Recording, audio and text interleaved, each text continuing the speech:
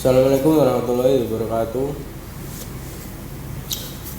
Innal hamdalillah nahmaduhu wa nasta'inuhu wa nastaghfiruh wa na'udzu billahi min shururi anfusina wa min sayyiati a'malina.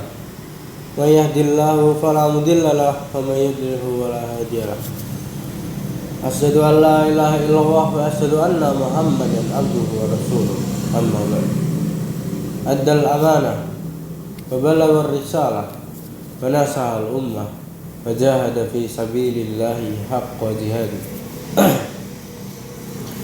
Yang pertama-tama mari kita panjatkan puja dan puji syukur atas kehadirat Allah Subhanahu wa taala yang telah memberi kita kenikmatan pada malam hari ini.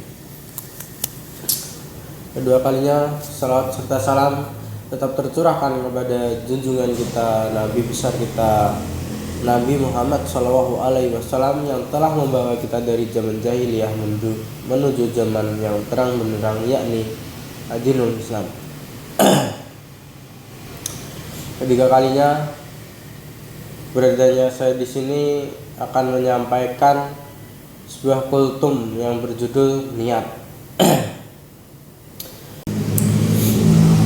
Niat merupakan dasar dari setiap ibadah yang kita lakukan. Rasulullah Shallallahu Alaihi Wasallam bersabda, Inna a'malu binniyat, yang memiliki arti sesungguhnya setiap amal tergantung pada niat. Sebenarnya banyaknya amal kecil yang menjadi besar nilai karena niat, dan berapa banyak amal yang besar yang menjadi kecil karena niat juga. Setiap amal ibadah akan tergantung dengan niatnya. Pahala pun tergantung dan sejauh mana keikhlasannya dalam melakukan ibadah tersebut. Niat yang tertinggi kualitasnya disebut ikhlas. Dengan niat yang paling rendah kualitasnya disebut riya atau sum'ah, yaitu beribadah karena mengharapkan sesuatu selain ridha Allah Subhanahu wa taala.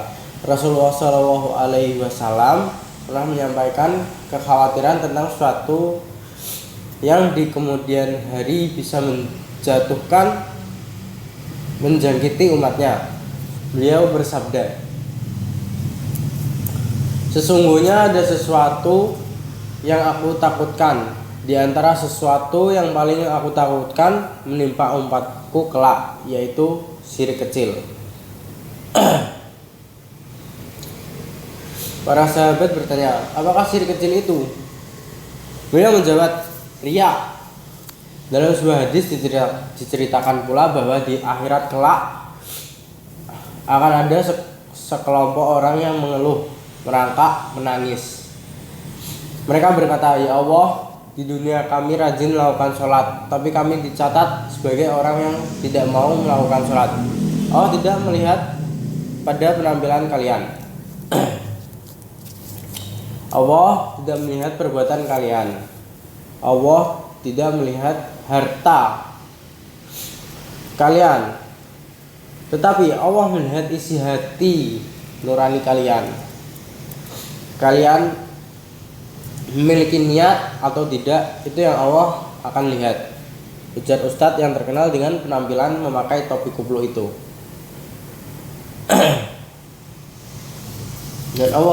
Dan Allah Azza wa Jalla menghapus dan tidak ada binasa kecuali orang yang binasa. Niat itu dibagi menjadi dua. Ada niat buruk dan ada niat baik. Niat baik yaitu melakukan suatu niat untuk dilakukan dengan perbuatan yang ikhlas. Ikhlas membantu, ikhlas memberi, dan ikhlas mengasihi. Itu niat yang baik. Niat yang baik kalau dilakukan itu akan mendapat pahala, tapi kalau tidak dilakukan juga tidak apa-apa, tapi lebih baik dilakukan. Dan yang satu itu niat jelek.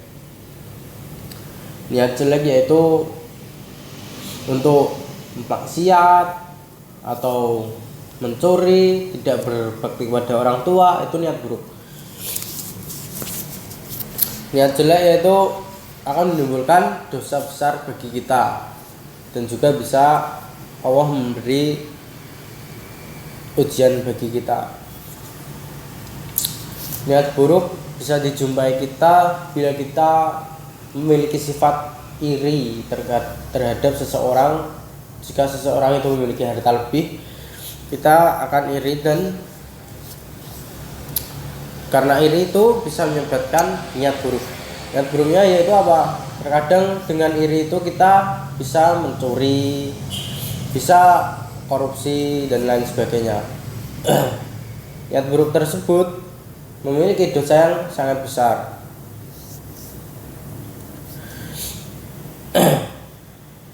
Niat buruk juga bisa dilakukan kepada orang tua kita. Jika kita nurut, kita mendapat pahala. Tapi kalau kita tidak nurut dan punya niat jelek kepada orang tua kita, kita juga akan mendapat dosa. Bahkan hingga bisa dikatakan anak yang durhaka. Sekian yang hanya bisa saya sampaikan. Jika ada salah kata, mohon dimaafkan, karena setiap manusia tidak luput dari yang namanya kesalahan. Nun wal qalami wa ma yasturun fastabiqul khairat. Assalamualaikum warahmatullahi wabarakatuh.